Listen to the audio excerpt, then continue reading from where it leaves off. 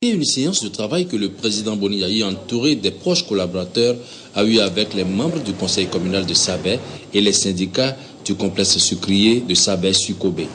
Le principal sujet portait sur la grève des travailleurs de cette société, une grève qui perdure en dépit des différentes négociations entreprises avec les syndicats. Il y a beaucoup de malentendus et le chef de l'État a voulu comprendre ce qui se passe exactement. Parce que lui-même était intervenu à un certain nombre de fois et il constate avec beaucoup d'amertume que les travailleurs n'ont toujours pas repris. Et lorsque nous lui avons expliqué ce que nous avons compris de ce qui se passe, c'est vrai qu'il y a des choses qu'on ne comprend pas. Pourquoi les travailleurs ne reprennent pas le travail?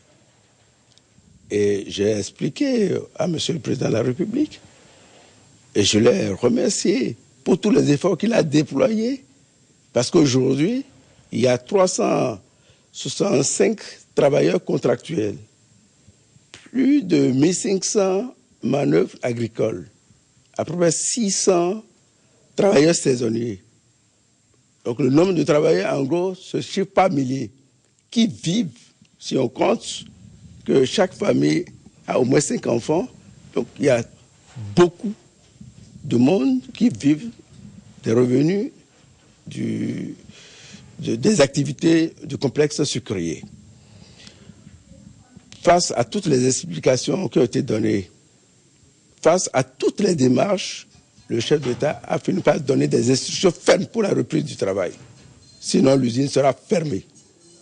Et devant la fermeté du chef de l'État, les travailleurs même ont reconnu qu'il y a exagération et ils ont promis de reprendre le travail. Voilà la quintessence de la rencontre. Et le chef de l'État a été très patient. Je crois que la patience a eu ses limites. Et ils ont compris que le chef de l'État est à bout de patience.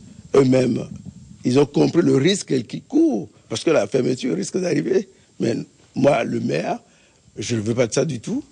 Il n'y a plus de débat, ils vont reprendre. Et le chef de l'État lui a dit, s'ils ont des revendications, que ces portes sont ouvertes et qu'ils peuvent toujours arriver.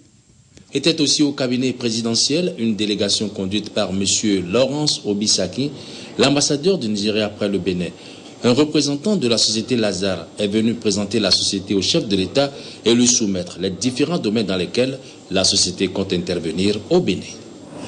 Avant de poursuivre, donc, un message de